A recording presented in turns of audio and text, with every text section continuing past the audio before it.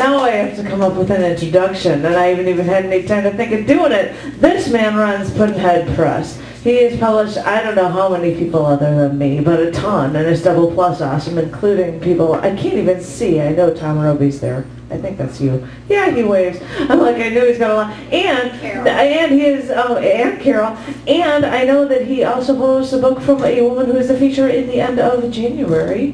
What's her name? Maureen Flannery? No, Swanberg. Christine Swanberg. She's in December. She is in December 19th, I believe, or something like that. I'm trying to remember. But he is Mr. Published Master, and he also ran a lot of cool things like the Trunk Fest things in Evanston, which were double plus awesome to go to. And this man really is an entertaining bastard. He really is. I shouldn't have sworn because he's really an awesome guy. Call me a bastard. No, he's double plus awesome because I'm already coming up with plans to be able to see him and hang out with him.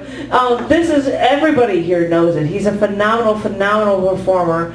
He is phenomenal work. I'm really looking forward to this feature. Ladies and gentlemen, please give it up for Mr. Dave Gecic. Yeah, whoa.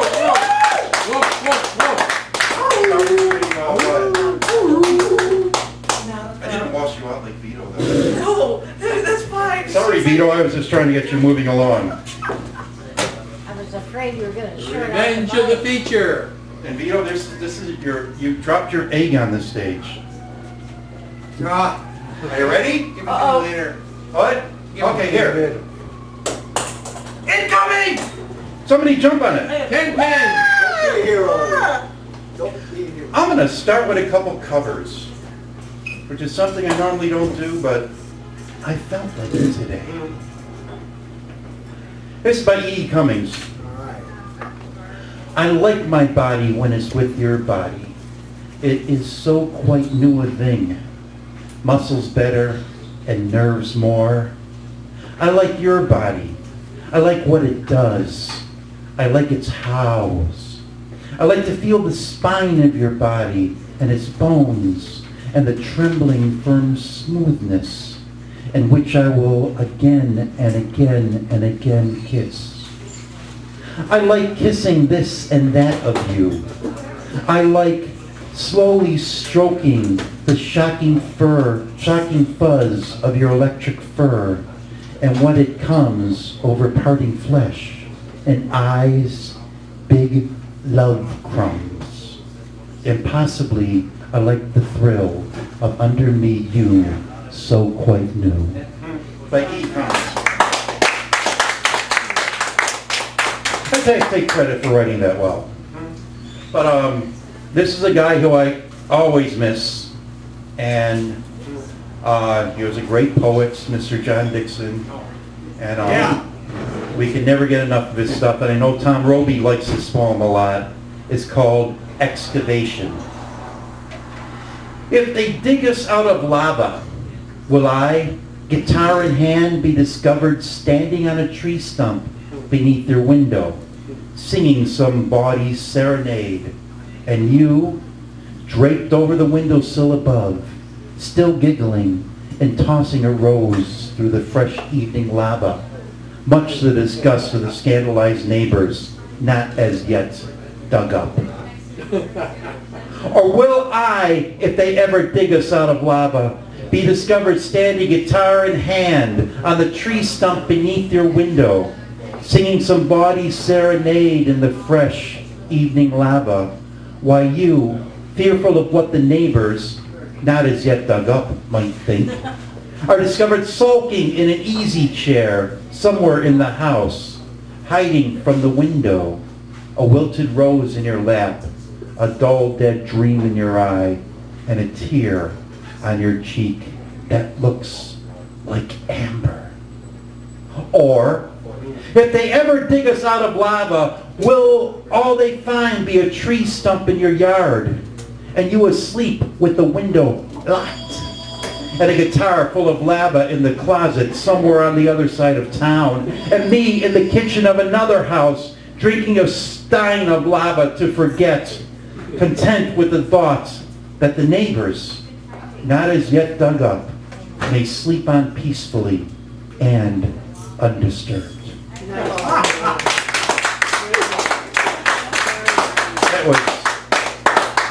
John Dixon. I miss John Dixon. We all do. Yeah. We need to have a John Dixon memorial reading again. This is by Thomas McGrath. It's called A Long Way Outside Yellowstone. Cheyenne, Wyoming, 1940. Across the tracks in Cheyenne, behind the biggest billboard, are a couple of human beings who aren't in for the rodeo. A week out of Sacramento, Jack, who was once a choir boy, and Judy, a jailbird's daughter, make love against the cold. He gets the night freight for Denver. She hitches out for Billings. And now, under one blanket, they go about their business. Suppose you go about yours. Their business is being human, and because they travel naked, they are 50 jumps ahead of you, and running with all their lights on while half the world is blacked out. Poverty of all but spirit turns up love like aces that weren't in the deck at all. Meanwhile, the cold is scattered like petals of flowers down from the mountains of exile. It makes comradeship essential, though perhaps you choose not to believe it. That doesn't matter at all, for their hands touching deny you, becoming poor, blinded beggars, pilgrims on the way to heaven. Back in the park, at the best hotel, it is true, the mountains are higher, and the food oftener, and love as phony as a $9 bill. Though perhaps when the millionaire kisses the princess farewell, he's really going nowhere. She weeps attractively in the expensive dark, moving, oh delicately, among the broken hearts, perhaps haunted, wondering if hers are among them, or perhaps not. Yeah. That was Thomas McGrath. All right. Thomas McGrath has some really, really good poems, and he had like a unique format to his books. They were like shorter this way and longer that way, and his lines run really long. He's like the Jared Smith of 1940. Yeah. I don't think anybody in this room has heard this extended version of this poem, and I'm going to do a little, add a little bit to it. It's the extended version of Remember the Crosses. In the desert southwest, they use small white crosses on the roadside to mark the spot of a tragic death, a traffic accident, a stray bullet, or someone who died of too much exposure. I'm sure driver education teachers in our memories scowl and point to the side of the road saying, remember the crosses. Here in the Midwest, we are less sentimental, aren't we? The holes in our guardrails are repaired nearly overnight. Or so I thought so. But lately, the guardrails around us seem to have holes in them. There's an old woman at the Cactus Bar and Grill. She inhales deeply on her schnapps. I have sat next to her in the next stool. I have drunk with her. I have shared her life. And her life is lonely and sad. She picks up her purse, slinging it on her shoulder like it was a cross of Jesus Christ. I carry a wallet. Sometimes it seems the only identity I could have dwells there. Like the cross of Jesus Christ, she carries her purse and walks stiff-legged to the door. Her life is so tragic that little white crosses appear everywhere she goes, and they spring up like needles on the floor that we paste together at night. There is so much misery that the very earth of the desert moans. Have you ever woken up to find the desert sitting outside your window? So quiet, so barren, so alone. There is an emptiness. There is an emptiness. There is a resonance on every roadside, at every crossroads, every choice. And that sends a signal across the rest of the nation which reminds us to remember the crosses, making the crosses appear throughout the land, like mushrooms on your lawn. They weren't there yesterday. They're there today. There was a tree outside my house as a child. It was an elm tree. It was the first tree I knew. Here was an elm. That makes that a maple, that an oak, that a catalpa tree. When it died, the city took it away. Each year, I was reminded of it by a little white circle of mushrooms called a fairy circle, where the fairies dance in the ring at night. Year by year, nature's magic miracle to my childhood tree became smaller and smaller, more of a faded memory. Where there is a hint of tragedy, a white cross springs from the earth. I remember walking through Arlington National Cemetery. You could get lost. I did not see the graves of fallen veterans. I saw 1,000, 1,000,000 tiny tragedies and 1,000,000 life. Arlington National Cemetery had gone mad. You see, everywhere shoulders are stooping under the weight of the crosses they bear, and I'm surrounded by a sea of many crosses, the names, dates, places. They are all familiar to me. And when you finally can read the writing on the crosses around you, it is one thing. But when you begin to understand what is really written there, it's quite another thing. I look around and see people who worship or who have laid down their crosses as if they were personal religious icons or some sacred lover. They have given up. They have put down their crosses. They have given up walking up that hill, so they become crucified where they are. I have raised final crosses over fallen comrades, fellow poets, and released their crosses with trembling hands, wondering if their memory can stand on its own. The poet is dead, and everyone turns to me and asks, what are we to do now? I etch another line in my cross. Jesus had only one word on his cross. It was a big, powerful word. Actually, it was one of those abbreviation kind of things. But anyways, I have 1,000 little tiny lines etched in my cross. But those 1,000 little tiny lines do add up to a sum of something. Echoing in my head, there is one phrase, remember the crosses. Although I close my eyes and ears and try to deny all the tragedy in my life, I hear, remember the crosses. And before me, and a more distinct cross appears with my name and birth written on it, waiting for me. I can sometimes read the lines on the cross. 1969, the death of my grandfather. I never knew he could play the piano. 1972, my grandmother died. I never learned her language. Never could say I love you in any way she could ever understand. 1979, I really thought she loved me. I want to run the way. I want to make this magical vision that allows me to see the pain and suffering in my life fade away. My life was never ruled by tragedy before. It's not the big things.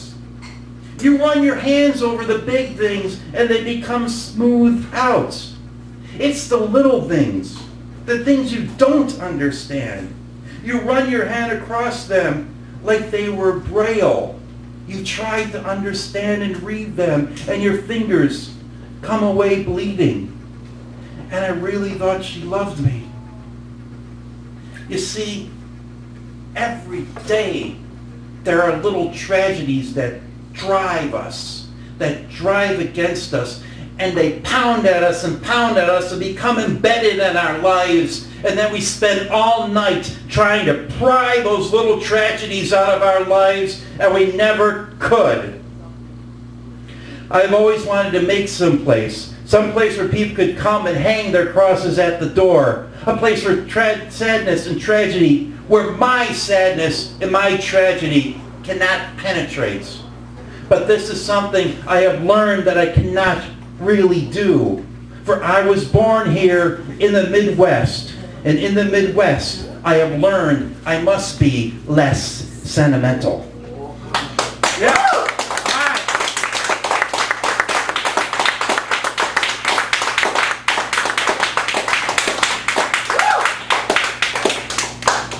Anyways, I wrote most of that a while ago.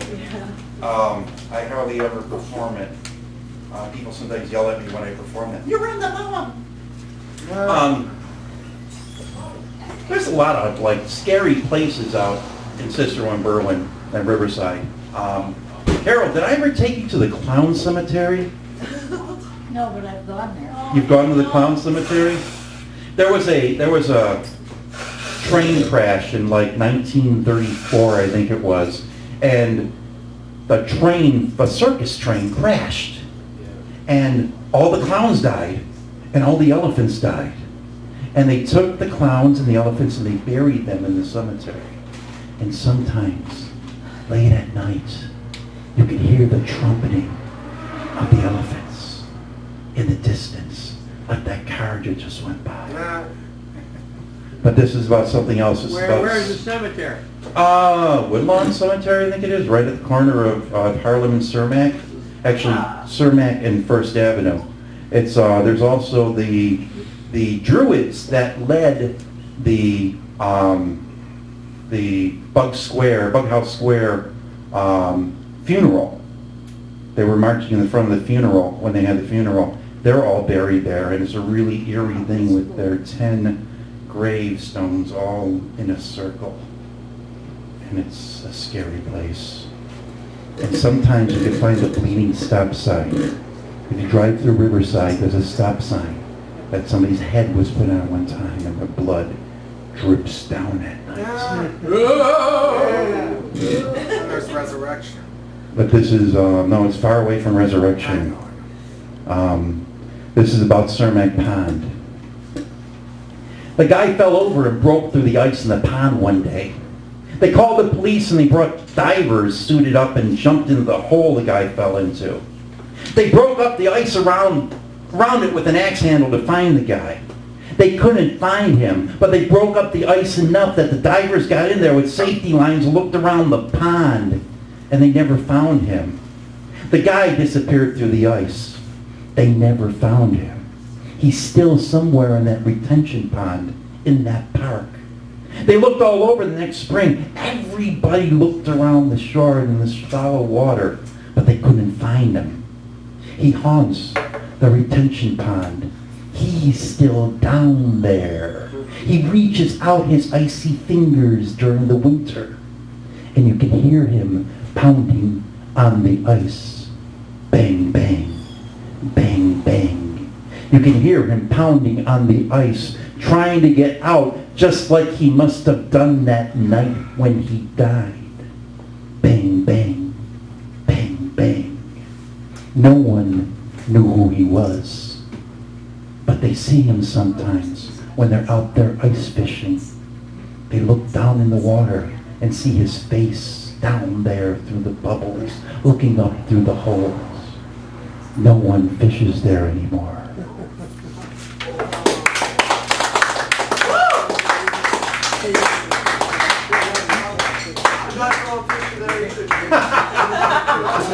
Ogden and Des Plaines Avenue. No, about. I'm not going fishing.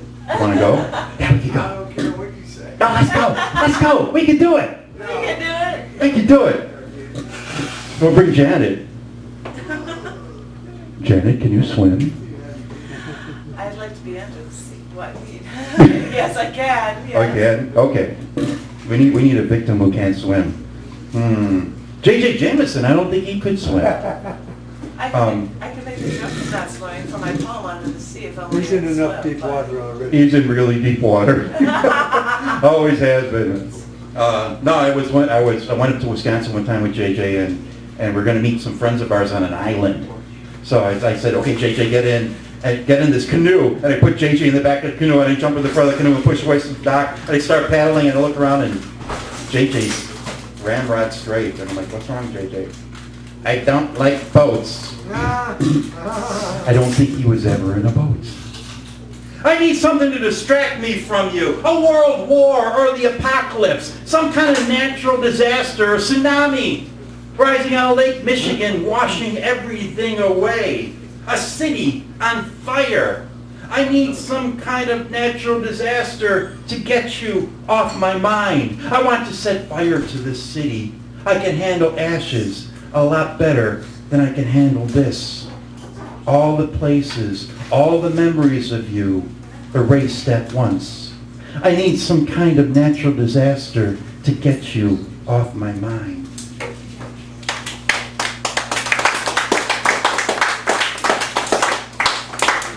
Stop! Freeze! We can die now.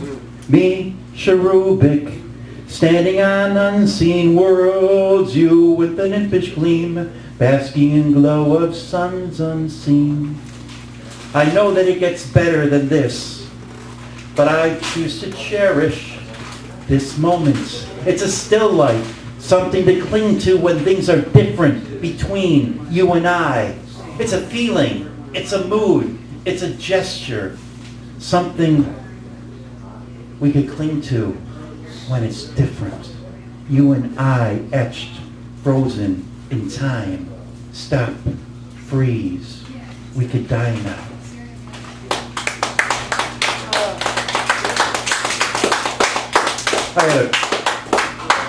I had an old girlfriend die on Friday.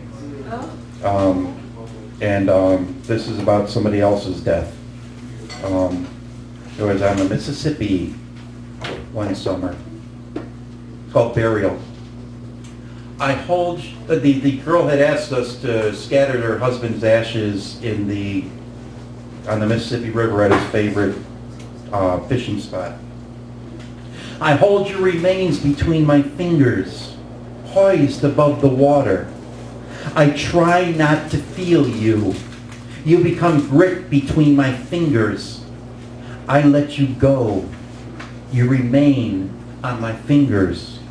I could feel your grittiness. I thought I could simply brush you off, but you remain. What is a proper etiquette now? Is there some deeper meaning, or is it simply the humidity? The ghosts on the banks of the Mississippi are haunted now. The widow kills her own spiders, sleep with the blanket up top her nose, listening to noises in the night. I scrubbed my hands last night, wondering about what lies beneath my fingernails.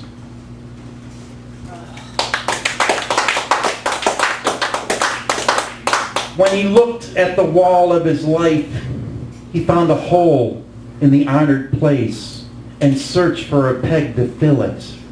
He found one that would not fit quite right, but he thought that he could wear it down the edges with love to make it a perfect fit. Meanwhile, off to the side in my wall was an empty hole with a perfect shape. The fields that we once walked are dead and dying. No one cares for them anymore. They are brown and brittle. I keep grasping at love straws, pulling up handfuls of what remains. But what remains does not provide any nourishment for anything. And she sits in the house and says, "Are you cold?" Looking from her window, holding a sweater as I sit in the dying garden, my lost love. "Are you cold?" she says. "No," I say. "I feel nothing. You are the cold one."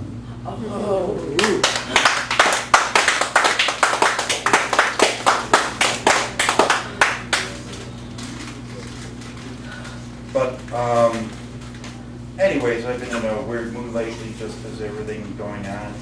But there are always sparks of hope in your life. There are no pearls without grit. I could not love you without your grit. I would see no beauty in you without the irritation you give me.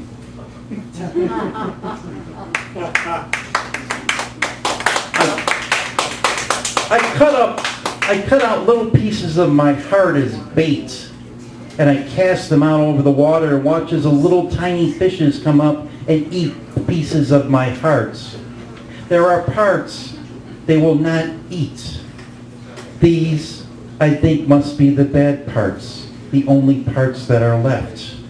I scoop them up, gather them together, deposit them back in my chest. Do you know how hard it is to fix the broken hearts? Do you know how hard it is to get rid of those little parts? little tiny fishes will not eat them. And the broken heart tends to grow back and resume the shape of a normal heart. But if you take it out and cut it up again and sprinkle it as an offering to the little fishes, then you retrieve it again and again and again. Eventually, there will be no parts left that you had.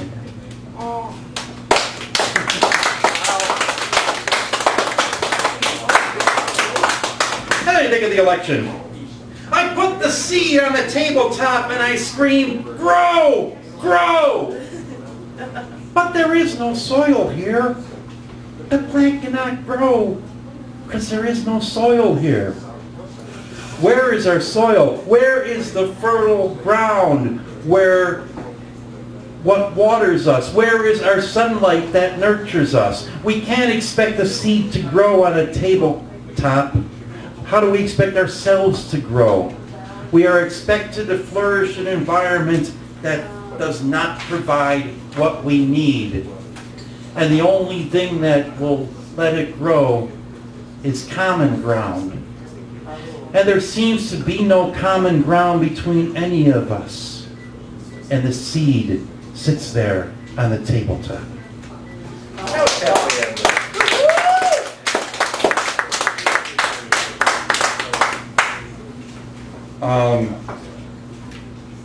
I pin you down in a photograph album. I know that you will fade over time, but I know I can find you there frozen. I have only taken happy memories. I arrange them how I want on the page, opposite what picture I want. I suppose I could paint a classic tale of intrigue. I suppose I could paint a romantic mystery or thriller. But just to pin you down is quite an accomplishment.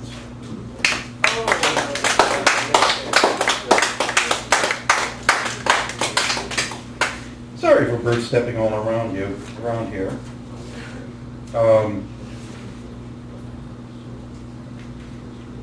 Here's a poem that I wrote a couple years ago. It's one of my weirder poems. She would always cry on Christmas and wrap her fist around the light bulbs on the tree, knowing that the hurt they caused was nothing compared to the hurt her family would give her that day. She always cried on Christmas, and for the rest of the year she would step on the small needles hidden in the carpet, wondering if the pain would ever go away. She always cried on Christmas until the winter her daddy died beneath the snow shovel's grip, the neighbor noticing the gloves sticking on the pile of freshly fallen snow hours later. And then, little by little, she went to the tree and loosened the bulbs, feeling their pain slowly go away as they grew dimmer and dimmer.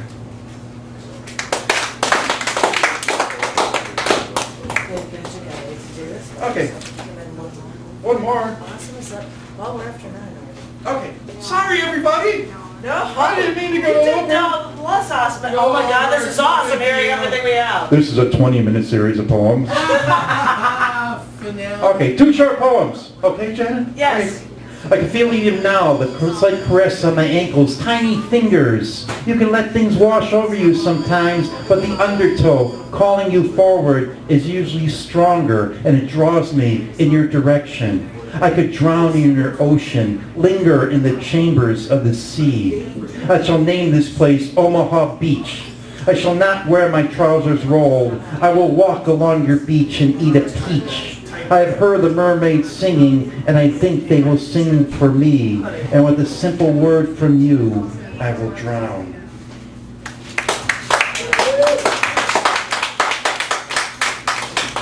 My little angel mermaid, you have come to ground. And I no longer hear you call from your ocean. You sing in my backyard. Perhaps I will not be a pair of ragged claws. Perhaps these hands were meant for something more than that. Thank you. You're going to get on the stage, Dave. One more time. Get up here, Mr. Man. I don't think I was loud enough, ladies and gentlemen.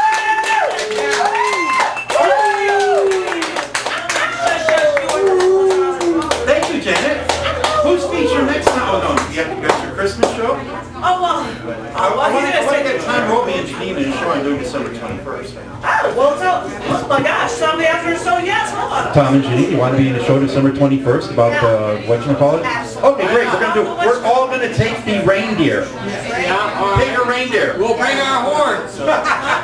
You're always hard. What is that show about? Is that something people should know of? December 21st? Yes, I'll tell you about it later. All right, well, you're going to have to come bug me or bug Dave. You got to check if you have the details. Thank you very much, Dave. That was so double plus awesome. Triple plus awesome. No, yeah, exactly. This man deserved it. All right, what's my brother? What's my brother? Yeah. Everybody's a smatter. Yeah. Thanks for coming, everybody. I want to tell everybody that we happen to have a bonus week next week. Yes, on Halloween, on Hallows Eve. If you go to the Ladies of Hiroshima, you happen to see a billboard there that was for the Cousin Bones feature before the show that's going on starting at 9:30 tonight, because they've got a lot of stuff going on at 9:30 next week on Halloween. We've got a show next week from 6:30 to 8:30. Not 7 to 9, because we got to set everything up for the 16-piece band that they're going to have here. So come by 6:30 to 8:30, dress in costume. I'm going to have a voice modulator, so you can use a crazy-ass voice, masks, whatever you want. That's double plus awesome, because I'm going to do crazy stuff. And Cousin Bones, the feature that evening, is going to do some really crazy stuff, I'm sure, because he's going on Cabaret. We're here at Gallery Cabaret. After that, actually, we have to get to November 7th, then, because he was one of the early features. We've got Patrick Hurley as the feature on November 7th, and then November 21st, which is the day before Thanksgiving, we're actually writing a feature of me, because he's going to be here on Halloween. But if you want to hear anything about the periodic table of poetry, come by and bug me for it. And I won't tell you about December, because I've got people that are here for the singer-songwriter night. Thank you so very much. Bug me if you need anything. Gallery Cabaret and